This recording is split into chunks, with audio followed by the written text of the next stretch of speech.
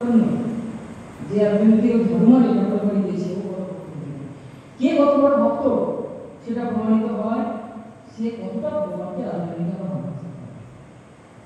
যে যত ভগবানকে ভালোবাসে সে তত বয়স থেকে বা পদ প্রতিষ্ঠা থেকে কোনো যে কে কত বেশি ভগবানকে ভালোবাসে। এর মধ্যে গুরুকে আমরা যদি করি এগুলি সব রাধারানী।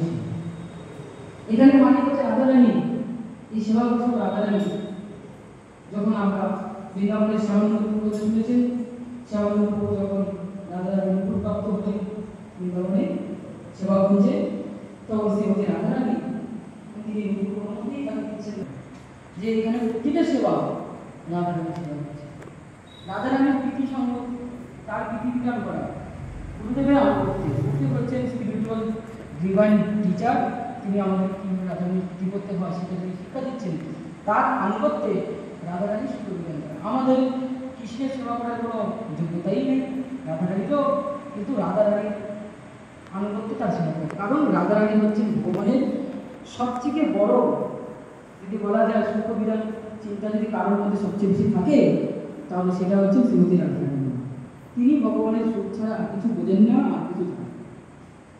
তিনি ব্রহ্মাকে তিরস্কার করে বলেছেন যে তুমি আমাকে কোটি চোখ দিলে না, মাত্র দুটো উপখানা চোখ দিলে, সেই চোখের মধ্যে আবার তুমি আমাকে পলক দিলে। এই চোখের মধ্যে পলক পড়ে, ওই পলক যখন পড়ে তখন আমার মনে হয় যেন আমি কোটি কোটি যুগ আমি গোবিন্দ দর্শন করতে পেরেছি। তিনি কৃষ্ণকে এতটাই ভালোবাসেন, তারা তো একটাই আত্মা। রাধারানী কৃষ্ণের সাথে ভান্ডির মধ্যে বিবাহ দিয়েছেন স্বয়ং ব্রহ্মা। সেটা আমি অন্যদিন করবো, সময় নেই।